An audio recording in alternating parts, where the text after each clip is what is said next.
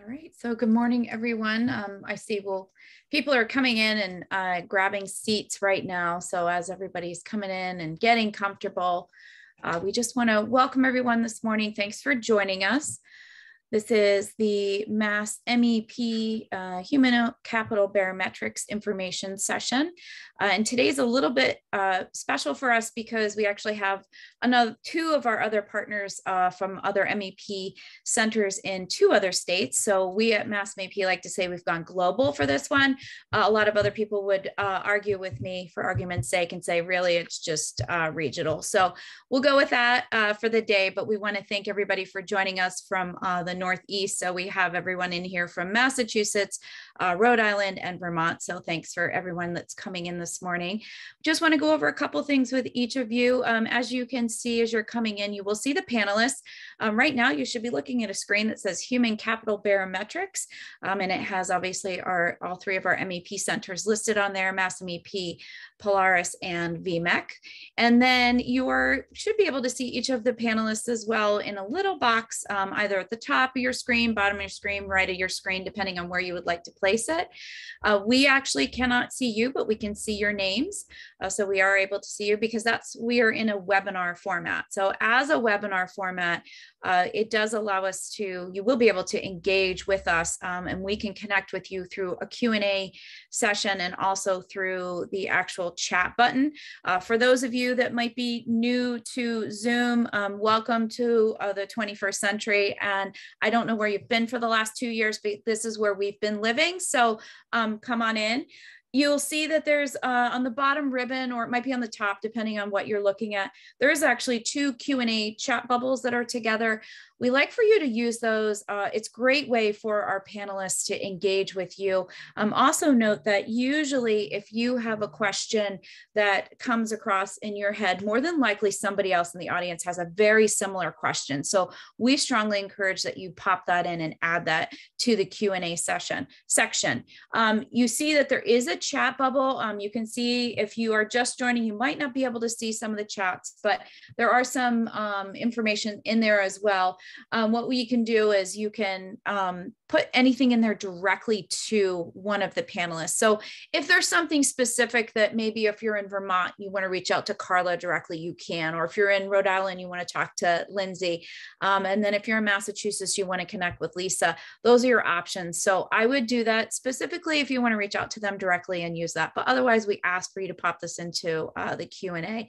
We do want to let you know we are recording this session. Most of you that jumped in when you came in, you should have had a button that said, do you allow them to record this? And that's because we like to use this for a couple of reasons. We do like to use this for a tool for our own internal staff. It allows them to learn a little bit more about what we do. We also like to use it as a digital outreach piece as well. So that allows each of you to be able to see this again. And for those of you that are camera shy, it doesn't matter because we can't see anyway, so you're lucky. But for the rest of us on the panels, we are live on Facebook. So hello to everybody on the Facebook world out there today.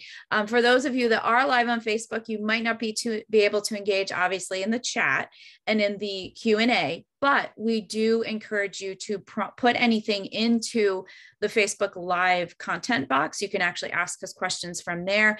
Emma Mailman, our marketing coordinator at Mass MEP, will be monitoring that. So anything you have any questions, please, please, please put them in there as well for those of you out in Facebook world. So that's a little bit about who we are. We will be having this video live. It's going to be in a couple different places obviously for each of us from our different MEP centers. But the video will be live and it will be uploaded to each of our websites. I do know that Carla had stated that it is on their Learn. They have a really fun website too. I'm doing it right now. That's why I know. As you scroll across the top, they have a Learn tab. And when you click into that Learn tab, you'll see that's where they'll put their information in there for you. Rhode Island, I'm going to take a shot in the dark on this one with Erin. I'm going to say it's going to go under your resources, possibly under your videos, but she might have it put in a little bit more specific place. And the same with us at Mass MEP. We will do the same. We have a videos resource page, so we'll pop it in there. We also have it live on our Facebook page as well. So, and our YouTube channel. So that's where you can access the video. So without further ado, I want to get this started. So we want to welcome everybody to the Human Capital Barometrics. This is a renewed workforce development tool for small manufacturers. Actually, we can use it for medium as well. So we don't want to exclude anybody. We want to make this very inclusive for everyone. And this is your information session. So today we have with us, we have Carla Wietrich, which is, it is not spelled that way. So for those of you that are looking at her name right now, I know, thank God she was able to tell me how to pronounce her name properly. Carla is with VMEC. We have Lindsay Brickle. She is with, real easy name. That's pretty phonetically easy to say. Lindsay is with us from Polaris. We have Lisa Derby Odin. Lisa is our own from Mass MEP. And we have a special guest with us this morning, and that is Kristen O'Donnell. And Kristen will be speaking a little bit more about how she is so pivotal and why she's here with us today. She will make all of this very relevant for each of you that are manufacturers that are in here watching this. So Kristen is with Agramark. So I'm going to turn this over to Lisa and let her get started. So enjoy the show. Well, everybody, we're so glad to have you here today. Happy Wednesday to everybody. And I hope that you get a lot out of this information session. We're going to talk about the Human Capital Barometrics. And I know that sounds like kind of a fancy name. So if you can think about this as a tool to help you with your strategic workforce development planning, then that would be wonderful. You could also think about it as being a gap assessment tool as well for your developing your workforce plan. Now, you know, I know that a lot of times we work with a lot of different companies on a lot of different topics, and business planning and that kind of thing is one of the things that we talk to people about. And we go into companies and you say, you know, do you have a business plan? And everybody kind of goes, yeah, it's right up here, right? And points to their head. So the thing is that's okay, right? But if you take the time to write it down, you learn so much more about your plan, your business, your plan, and what you might do in the future. It gives you a whole different perspective. And that's the very same thing with this workforce development tool that we're talking about today. It gives you a way to look at your planning from a strategic point of view so that you're able to take a short-term and a long-term view of what's going on as your company grows and as you're trying to steer through these crazy times of COVID-19 and that sort of thing. One of the things that it's actually based on is we're talking about human capital versus human resources. Human resources connotes something that's used up and then replaced, okay? Whereas human capital connotes something that you're going to invest in. It's an asset and it has value and it builds in value. So we like to think of that as the philosophical underpinnings of this tool here. What it really does is it gives you an idea about who you should train, what you should train them in, and in your company, you know, which skill, which job, which competency is the most critical to the future prosperity of your company. And it's not typical that companies might think of all of those kinds of three things when they're thinking about, well, who needs training in my shop today? Okay, so it gives you that strategic overview of that.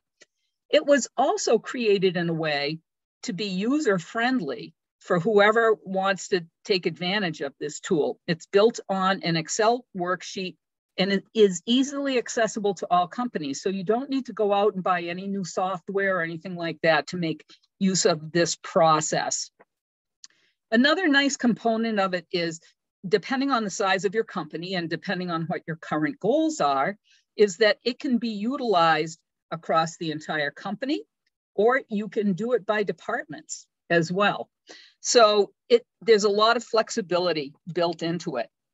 One of the things that it does help you to do is to identify and anticipate issues early, which are going to help you to avoid disruptions and unexpected costs.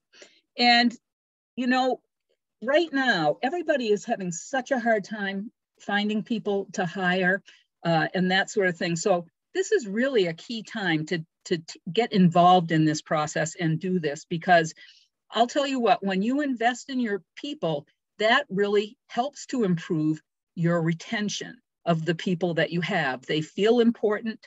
They feel like, you know, they're part of the organization. It helps get them more engaged in their job on a daily basis. So this tool really has a lot of purposes to it. And I think that if you give it a try, that you will find how valuable it is. I've conducted some of these with companies here in Massachusetts, and they have all been surprised about how much they've gotten out of it. So it's been very rewarding in that way. So that's sort of the big picture, the overview of what this human capital barometrics tool is. But I'm going to tell you, I think there's nothing that says it better than somebody who's gone through the process, okay? A company that's been involved in this. And we are very pleased and honored to have a company with us here today. And that company is Agramark, represented by Kristen O'Donnell. And she's in Vermont, and she has participated in this process with Carla Wietrich. So I'm going to hand it over to Kristen now, and she's going to tell you all about it. Thank you. Good morning, everybody. I'm Kristen O'Donnell from Agramark. We're a co-op owned by farmers across New England and upstate New York. We proudly use the farmer's milk to make cheddar cheese, yogurt, sour cream, whey protein powder, and butter under the brand names you'd probably recognize, Cabot and Macadam. I've been with Cabot 15 years. I've been back and forth between operations and human resource roles, but currently I'm the director of training and development here. This spring, with the transitions that were happening in our organization, I was having a conversation with a recently promoted department leader and her needs for training in her department. She'd managed employees in the department, one specific portion of the department, but with the transition, she now had more employees and a broader range of responsibilities. It sounded to me like a good opportunity to work with VMEC, use the workforce assessment tool, and as previously mentioned, for the size of an organization like ours, one department was a great place to step into this process. Together, the department manager and I worked with Carla, who was our VMEC advisor, and we used the tool to first focus the new manager on the big picture strategy. And we discussed what the department needed for skills to strategically be set up for success, and then stepped into each employee's skills and identified the gaps between what she currently had for skill set within her department and what she needed. Her comments about how this helped set her up to have her upcoming first one-on-ones with employees was pretty impactful. She said she felt prepared to meet with her team and to have really more detailed and really employee-focused conversations and discussions.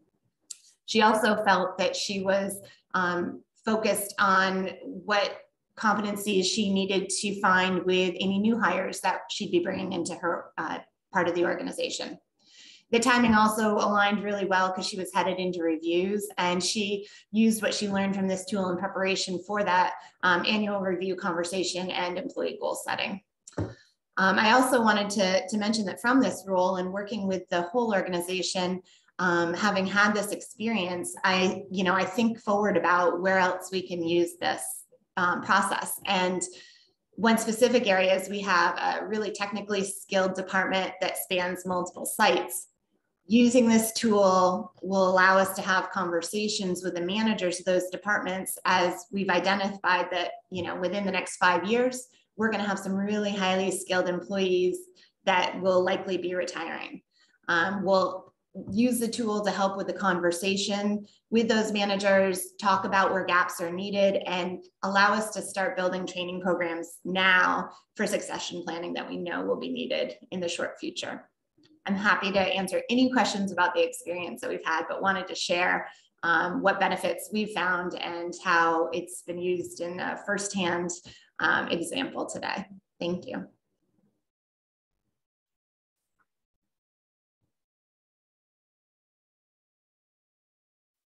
Thank you. I'm going to say thank you to Kristen on the air. So thank you so much for allowing us to talk with you directly. There's nothing like having a user, a client, and a manufacturer brought to the table to engage with the folks. Thank you. All right, sorry about that. I had an emergency, so I apologize. Didn't mean to make everybody panic there for a second. So I had an emergency outside, so I had to go out, take care of it. But thanks for doing that with us, Kristen, and adding to that. But now we're going to turn this over to Lindsay from Polaris, and she's going to give us a little bit more about why is this important. So Lindsay, the floor is yours. Yeah, absolutely. So as Lisa had mentioned, these are the tool is very useful for gap assessment, career pathway planning, contingency training, retraining. And so we're going to focus on how that kind of has applied in other examples. Our recent state survey, which is consistent with findings nationally that we've seen, are that workforce is either the first or second most critical need for manufacturers. So the manufacturers that we are working with, which I assume is consistent, I hope it's consistent, or maybe not, I maybe not hope, maybe some of you have found the magic beans that are making it so you're not having any workforce issues. But so we are using this tool as a way to make sure that we are addressing the workforce needs. And what does that look like? So keeping and attracting, how we're keeping and attracting employees and making sure very critical roles are secured. I'm going to talk about examples with some of our employer partners.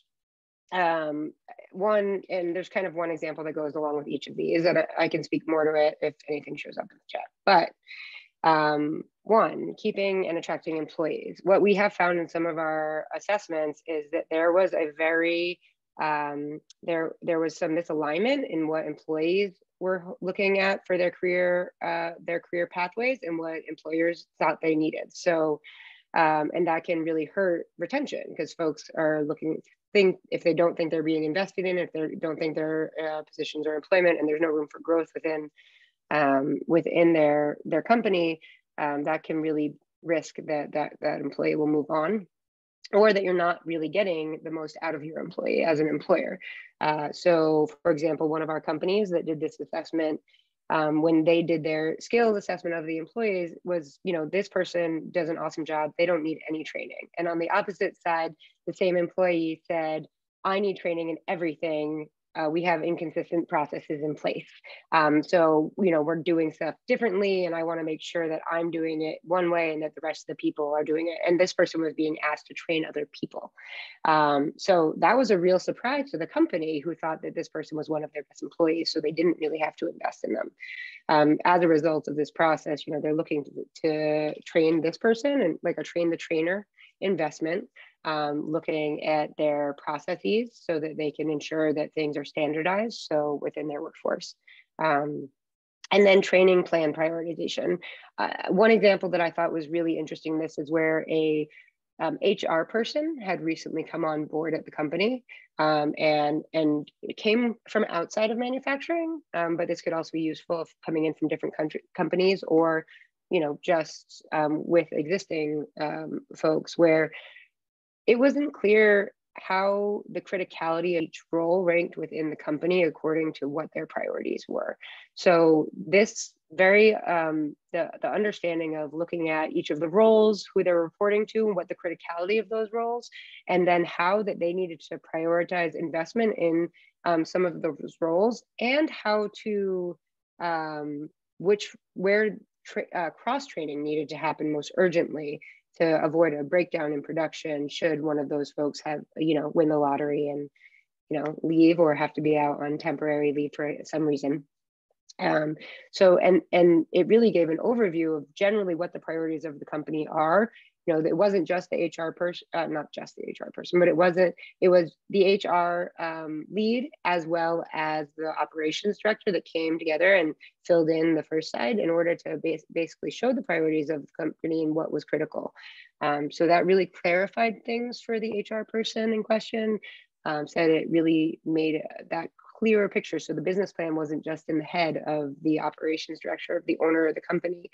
It was out in a way that was clearly visible to help them prioritize training for the future. Oh, that was tacked in there too. So another example that relevant to cross-training, small company, about 8 people. So the others I was discussing were a little bit larger. There were folks that were recognized that they would have a ton of potential. So one of those questions, criticality of a position, some potential of employees, this, where you're showing up, and the criticality of the position was really high. The skill level was, medium, and the potential was off the charts, but they were not receiving any training. So, oh wow, it's really evident when you get that employee buy-in and you get the supervisor buy-in. It just really makes things evident in a way that is, oh, we clearly need to invest in this role. This is a critical position. This person wants to grow within our company. They think they have these skills that are being underutilized, or they recognize that there are certain skills that would allow them to advance. So it's a simple tool, but when you get all the information in one place, and you get for us, the employee participation of the surveys has been really useful. I know different centers are using it differently, a little bit differently in the way we implement it, but it is the clarity that comes to light of how you should be investing in your workforce and how to plan for training. It's been what we have heard is one of the most high impact things around this assessment tool.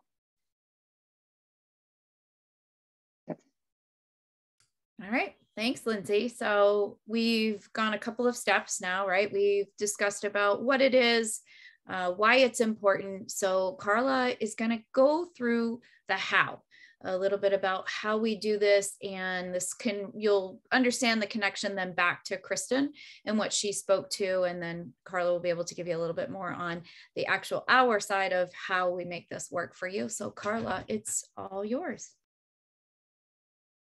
Fantastic. Good morning, everyone. Good afternoon if you're watching this on delay. My name is Carla Wietrich. Thanks for the pronunciation. Nobody gets that right on the first time, Haley. So definitely want to go through how it works. Most of the time, things start with some sort of curiosity about what is and what is possible, right? So call that a problem statement, call that a challenge. So just thinking about any sort of change or improvement you want to make, that's going to start with some curiosity about what is possible. And you don't get to a developing capability and adaptability in people and systems without some level of understanding. And that's really where this assessment comes into play. And so Lindsay, if you want to just show what that assessment is, we'll talk briefly about what that looks like. It starts with 2 or 3 sessions. You can imagine that across time, it'll be 2 or 3 sessions. You can think about each session being about 1 hour to 2 hours each. And we're going to give you a starter worksheet.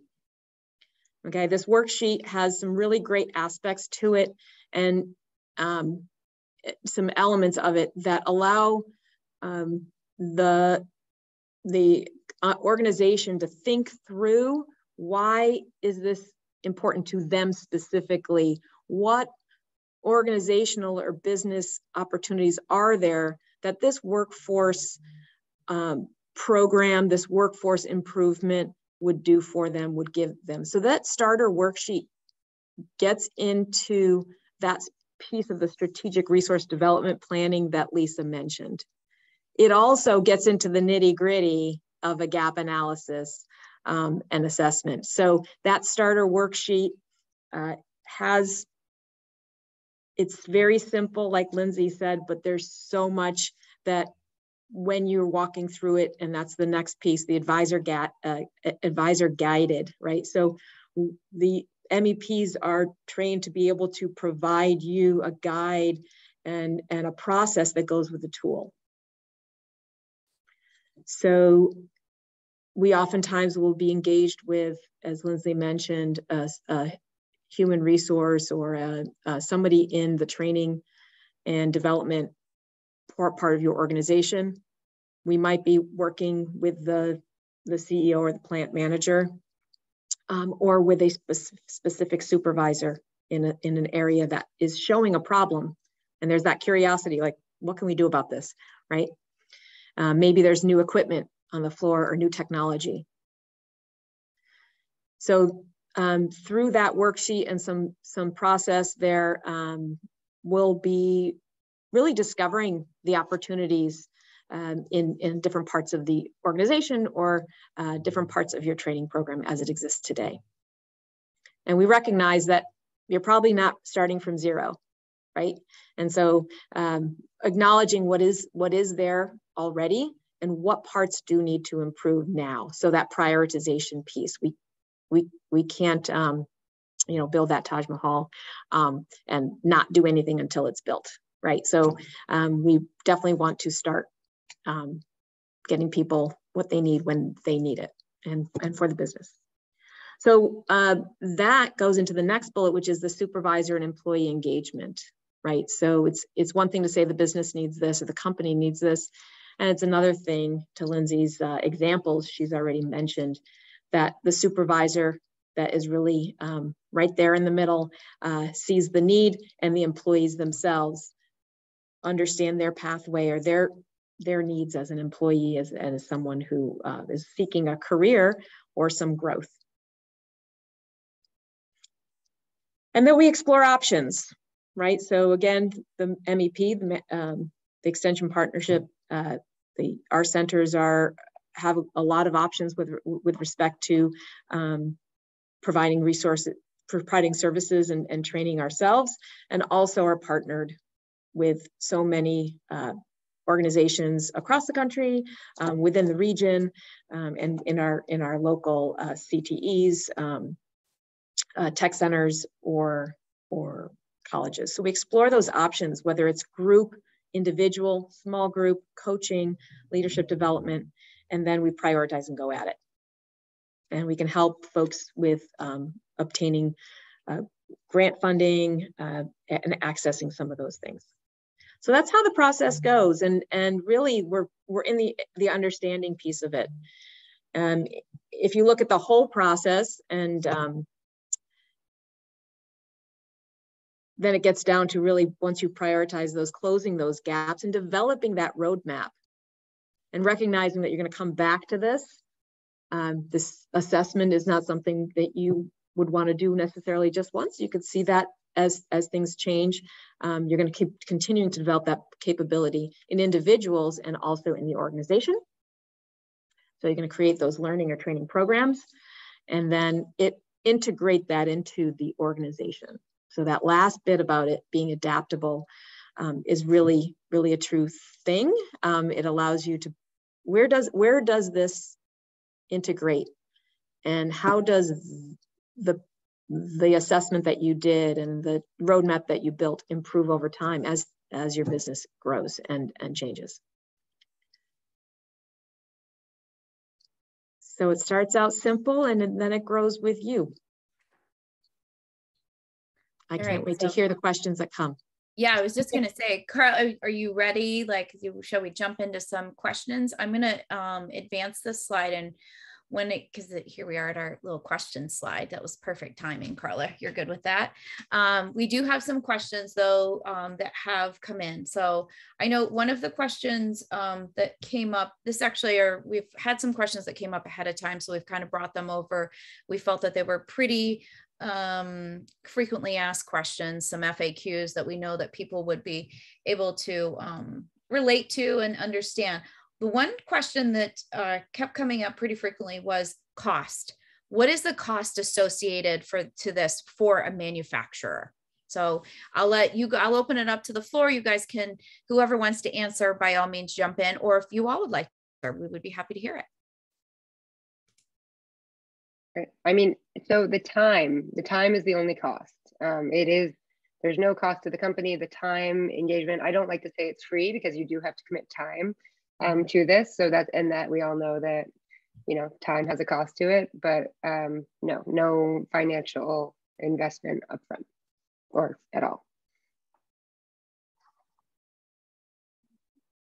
Yeah, I think Lindsay answered that pretty well. We don't charge a fee to come in and help you conduct this assessment. So it's a good thing all the way around. Yeah, and so where it says grants in Carla's side, like grants of, grant facilitated if available, that's talking about, the advisor, the trusted advisor making recommendations that on how you could implement a training plan or trainings that might benefit your company. So those would then be opportunities to generate proposals or work with other trainers or planners. And, so that's where there could be a future investment, but that is not required in any way by participating in the assessment. All right, great answer. We do have, so Brenda, now some questions are coming in. See, it just takes one question to get everybody warmed up and be like, oh, I can ask questions. This is great. And they can't. So Brenda in the audience is asking, what measurable impacts have you realized? I think this might be, go ahead, Lise. It looks like you got an answer there. Well, I was going to say the companies that I've conducted this with, have just sort of recently completed it. So they are just embarking on what their next steps are going to be in developing that training program. So I'm not sure that we're at the point of measurable impacts yet. And that is something that we will definitely be collecting down the road for sure. Yes, similar to that. Oh, sorry. Similar to that, if there are certain things that have been recommended as a result of training that are getting implemented now, as Lisa said. We do have some metrics on how those programs in the past have affected or a bit, resulted in metrics. So we could talk about that, and I'm happy to address that offline. All right. So we do, just so everybody knows, we do have, obviously, when you registered to attend this webinar, you did give us an email address. So we can specifically reach out to each one of you and give you, like Lindsay saying, if it's something you need to speak with them directly offline. Also, what I'm going to do is I'm going to advance this slide because I'm going to put this ahead. Here is each one of their contact information. You can scan the QR code if you'd like. This is the time when we would say, take out your cell phones, scan their QR code, and it'll take you to that. Actually, will take you to the contact us pages for each of our MEP centers. And then if you have more specific information where you want to reach out to us, but there are their numbers to reach out to each one of these ladies directly as well. So please feel free to take a snapshot of that and keep it on hand. Michelle is asking, this is a great question, Michelle. How is this different from an organizational needs assessment, or is this used as part of that assessment? I think I can probably talk to this. This is very much tied to part of that organizational needs assessment, right? So if you're assessing the organization as a whole, part of that is going to be what do you have in terms of strategic alignment, and where does the people part side of that affect the outcomes and the direction that your organization is headed, and how well you're able to get to that place. So it will tie right into that, the same way an organizational assessment would, a full organizational assessment.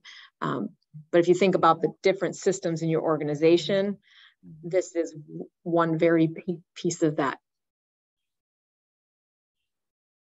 All right. And feel free to do a follow-on if you haven't, if that didn't answer your question. Yeah, Michelle, if you want more, more details on that, just slip that right in there to the chat as well. Jeff has asked, what kind of feedback are you getting from the companies you piloted this with?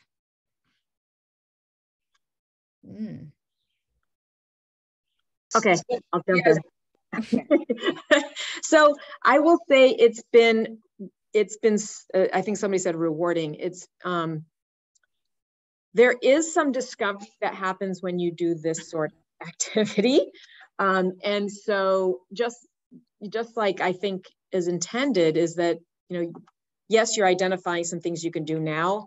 It's also opening up a conversation with leaders, with employees that are bringing out things that may not have been clear before. And so because they're now clear or seen, as we say, we can't solve a problem we can't see, it makes problems visible, and it allows the organizations to decide how to prioritize and move in that direction. So I think if I would say that everyone's loving every minute of doing this assessment, I would say probably not, because it does stretch us into that discomfort zone of making things visible. At the same time, I think it's been very effective.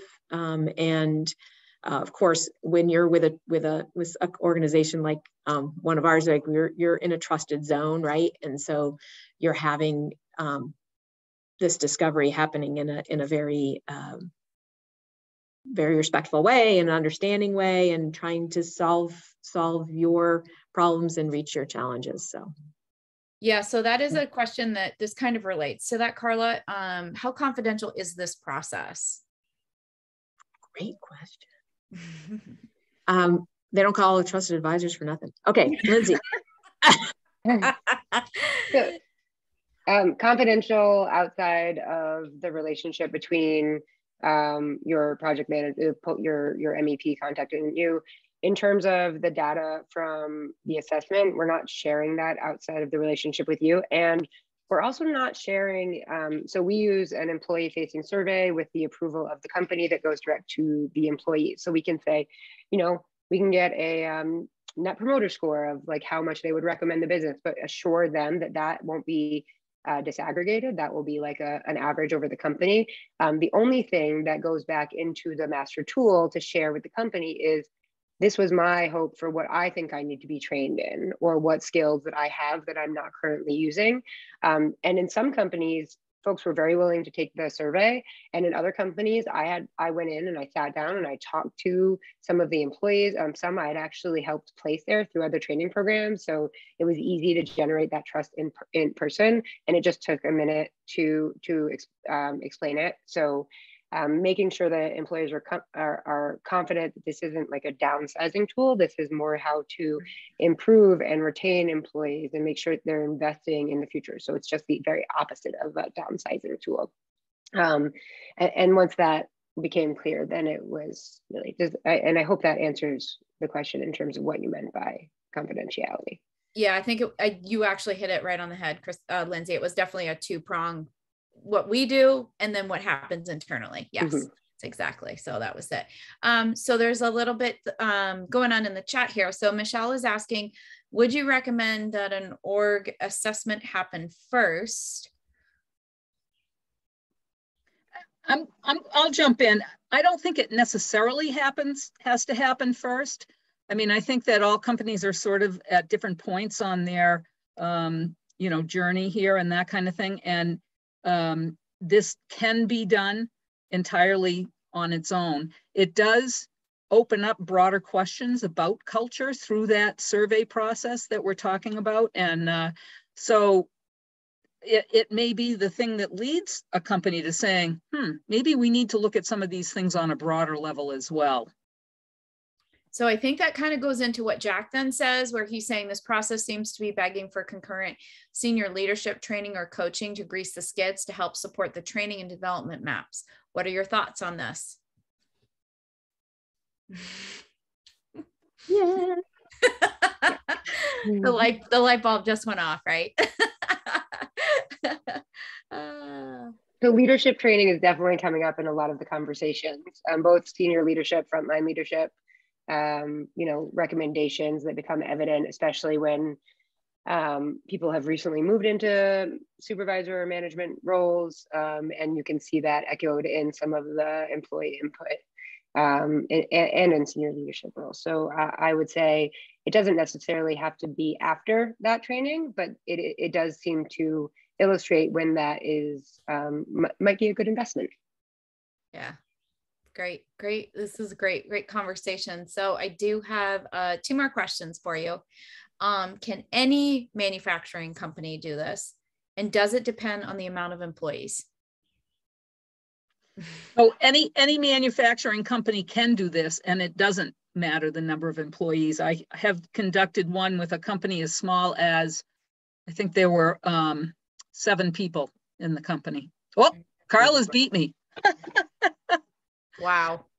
But I will say that it takes a time on how long it takes. If you were talking about like 100 or 200 people, you might, yes, that on the upper end makes it a bigger time commitment. So, and that's where some of the companies, larger, medium-sized manufacturers have been interested in starting with a department to see how it yields rather than jumping into the entire company, which you could also do. And yeah, I'm just going to mention that. So from 3 to like hundreds, right? So as part of a strategy, deployment or activation activity, one of them is, of course, training and retention and the learning program that they have. And the way that it is currently being deployed, if you will, is, both in the office, in like warehouse, and then when it gets to the operations of the production floor, they're basically working with a manager that has several supervisors, and then the supervisors are engaging so that it distributes the workload, if you will, of doing that understanding and assessment. And then we'll be doing it just a slightly differently in order to do a first scan. And then we're recognizing that we'll be doing that over and over again over time. So again, there's different ways to enter this, whether it's by department like Kristen and her colleague did in an IS department, or technical area, or through the production floor. Great. So Josh Shernan is asking, can you explain what HCB actually is? He says you've described why it's important, the benefits, et cetera, but what is it? It's not, so what's funny, you asked us because we did a podcast a couple of weeks ago. So I would say if it was me, I'd be like, you should just go listen to our podcast. We had Carla and Lindsay on the podcast and we did talk about it. We did explain it is not a college science class. So we did get into that, but would one of you or either the three of you like to kind of give a little bit more about what it actually is? So I guess I'm wondering if Josh is really asking, like, what the heck is this? It's, the tool itself is a Excel spreadsheet that asks for some general company information on the first page and gets into some of your workforce development practices and that sort of thing. And then there is another page where you actually lay out all the employees that you want to be part of this process, whether it's a department or the entire company, and then it further evaluates, has you evaluate those individuals on a, criticality of position, potential to grow, and what their current skill level is and that sort of thing. So that's the one part of it, of the company taking a look at this from their perspective. And then the second piece is this employee engagement survey that we've talked about, along with the confidentiality issues. So there is a survey that is sent out, made available to the employees to complete, and it's confidential except for that piece about, what training they're interested in, which we fill in the spreadsheet for the company on that, so that they don't have the spreadsheet themselves to see all the other data as well. So it's really comprised of those two pieces. And so I think that both Carla and Lindsay have talked about it quite well, that it's really all about taking a look at the results of all of that once it's put together, and the conversations that come from that about, where the company's strengths and weaknesses are, or the things that they've discovered, through this process. So it's really that relationship with the MEP Center and the trusted advisor that really help walk through and get the potential, the biggest potential out of having done the process. Also, hi, Josh. It's nice to know you're here. So we work with Josh, so both a couple of us know him pretty well, but yeah. It's also worth mentioning that the employer facing survey is available in 3 languages, so Spanish, Portuguese, and English. We have a lot of different communities in our workforces, and we're trying to make it available as widely as possible to get the full results. Awesome. And I'm just going to mention, if you don't mind, bring it back to Kristen Kristen, if I'm going to put you on, I don't put you on the spot, but the idea of, you know, the process itself, like it's a tool, it's got these components to it, but as we didn't have to have the process complete before we started getting some value out of it. So I don't know if you want to mention how that went, Kristen. Yeah, I think that just to kind of give some firsthand perspective, the fact that we were having these conversations and preparing the manager to have these one-on-one conversations with her team with even that thought in mind. What did they have for skills that were underutilizing? What do they want to do with training, paired with what the department needs to have, what gaps we have, and what need to be filled in for training. It was, you know, early on in the process where you could just realize how quickly some of those conversations that were happening through the tool would impact the discussions with employees and bring us even baby steps forward before we completed, you know, using the whole process through the tool itself. I really like the way Jack talked about human capital being commitment times capability, and just explaining some of the overlap of that in the chat there too. So if you haven't seen that, take a look. Yeah, that's great. Great audience today. Good participation. Like, this is fantastic. It's everybody's hasn't been on a Zoom webinar for a while, so they're letting it all out today. Like, let's go with that. I did put everybody's email addresses in the chat because I did notice that, I apologize, I did not, for some unknown crazy reason, didn't put it on the slide. So we did not put that in there, but I do know that Lindsay also put in her cell phone in there, her direct line as well, because I must have, I don't know what I was doing that day. I apologize for that. Just like earlier, I was lagging quite a bit. And at one point I panicked because I thought everybody got kicked out of this webinar and it had gone dead. So I apologize, Kristen, your slide didn't come up when it was supposed to, because I kept lagging behind and I would try to hit it. And as I would try to hit it, it wouldn't go through. So I do not know what was happening there. So that was my emergency earlier. So I'm so sorry for everyone for that. But we would be happy to, you know, reach out to us if you have any further questions on this. Like we said, we do have your email direct contacts. What we do now as a process is we actually will go back as MEP centers and then we break them up. So then that way, for those of you for each of our states, we would be happy to, you know, go ahead and reach out to you all directly. And then you'll be hearing probably from Carla if you're in Vermont, you'll be hearing from Lindsay if you're in Rhode Island, and Lisa from if you're in Massachusetts. So I know Lisa has her virtual hand up. And then I saw Lindsay put her hand up as well. So Lisa, are you virtual hand, or did you get? No, that was an accident. I'm sorry. Okay. All right. Lindsay, how about for you?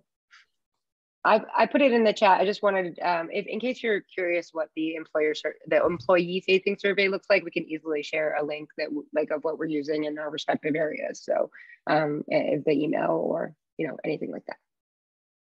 Perfect. All right, great. Well, great. Well, I want to thank you ladies all very much for taking out time from your days. We know they're very busy, very filled. Kristen, thank you for coming in and creating the relevancy for the manufacturers, and so they can get a little bit better of an understanding as to, you know, why would they want to do this, and understand how important it really is to invest that time in, because we obviously said time was definitely the largest cost that you will have for this. And thank you guys for taking the time out for all the prep work that led up to this as well. So it isn't something that we didn't just get together this morning and say, yeah, let's throw this on. It does take a little bit of time and effort to pull this through. So thank you so much. We appreciate it.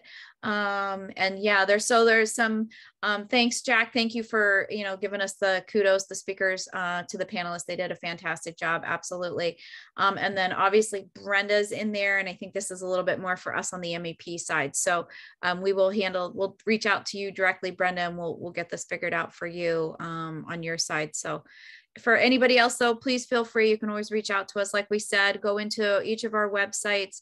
VMEC is vmec.org. And then Polaris is polarismep.org. And MEP is massmep.org. And then you can filter through each of our sites. We'd obviously love for you just to scroll around in there anyway. As a marketing person, we love seeing those engagement rates on the pages. So jump into each of the pages. But yes, you can definitely find each of this video will be available on our websites for anyone that you may know another manufacturer within your state that could benefit from doing this. And so we would love for you to be able to forward this on, but please feel free to reach out to these ladies directly, and let's hopefully we can get all of you on the same journey and roadmap.